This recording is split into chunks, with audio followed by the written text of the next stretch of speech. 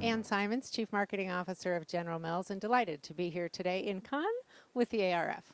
Hi, I'm Michael Fanuele. I'm the Chief Creative Officer at General Mills, but I'm here in Cannes and delighted to be with the ARF. I'm Cory Treffiletti, and I'm the Vice President of Marketing and Partner Solutions at the Oracle Data Cloud. And we're here in Cannes, and I'm really excited to be here with the ARF today. Hi, Gayle Fuguitt, President and CEO of the Advertising Research Foundation. Talk about the future of advertising, creative, and research. What does that look like now, and where is it headed? I really hope the future of marketing looks a whole lot like the past. I'm pretty nostalgic for the days when brands stood for something. They were rooted in a So we purpose, kind of say what's and old they is had new again. big creative ideas that really infuse everything that they do. And I think it comes to life in new and exciting ways. And how does big data fit into that? You have this great quote that, just measuring a bunch of big data could end up being measuring crap. Just because we know the small things that tweak people doesn't mean we should be in the business of tweaking people in small ways. I hope that data does is it helps to inspire bigger ideas rather than deploy smaller ideas. So when I started at General Mills, we got our data, our Nielsen data, every 2 months. And when I retired from General Mills, it's minute by minute, store by store, consumer by consumer.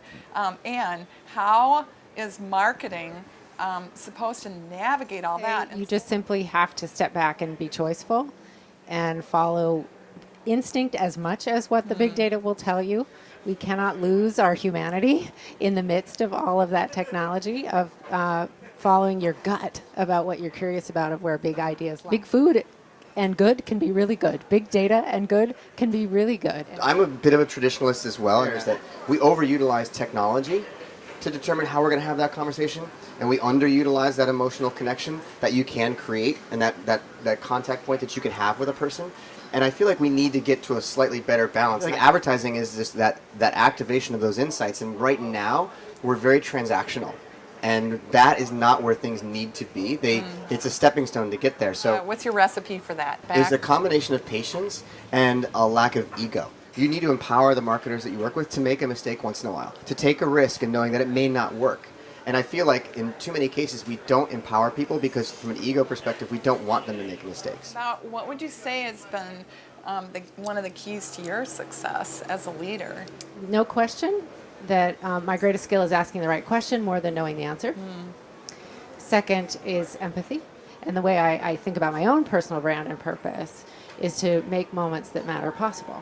Ann's leadership shows up in a particularly important way, not just at General Mills, but for marketers everywhere, which is that she's fundamentally human. Nobody wants to buy food from a corporation. Yeah. They want to buy food from people who serve them Yeah. food. And the more our marketing can show up with a humanoid flavor, the more successful it will be. One thing I try to do day in, day out is be a little stupid, naive, delusional. I try to hold on to a sense of delusion, which if nothing else is fun. I've had a philosophy that your success is based on 3 items: luck, talent, and timing. And you need 2 of any 3 of those at any given time to be considered successful. Talent is something you can grow.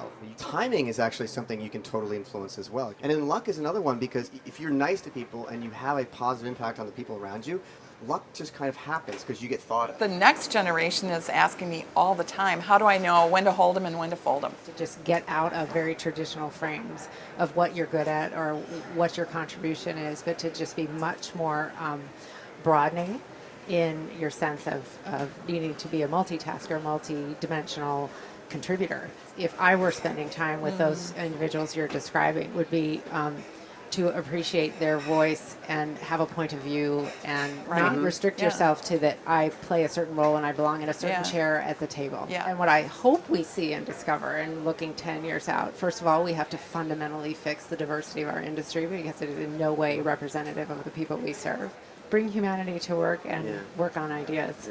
If research I would never used stand to in be your way. divided between quantitative and qualitative, I think it now should be divided between mobile and useless. We've now got an opportunity to be in the moment, the moments that matter when decisions happen. Now we've got technology that gets us closer to those moments that matter.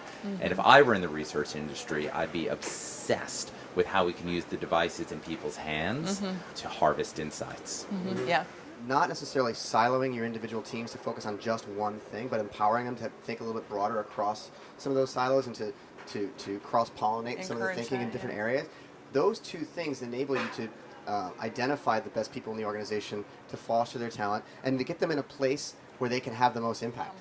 What's it going to take for us to have advertising reflect real people?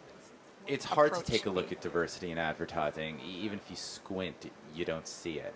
I'm not sure the question is whether or not the advertising and marketing that's produced needs to reflect real life, as much as the people doing the production of marketing communications need to understand real life. And in order to do so, need to come from a diversity of backgrounds and perspectives that is just sorely lacking. Is that our industry is really good at talking about it, but we're not incentivized to go do anything about it. And that might be the source of the problem, is how do you incentivize or how do you hold the industry accountable in a way to try and address the topic? What's the one word for the next 5 years? Grow. Ambition. Humanized. Well, Cory, Michael, and Ann, it's been just such a treat to spend some time together and a really fun morning. And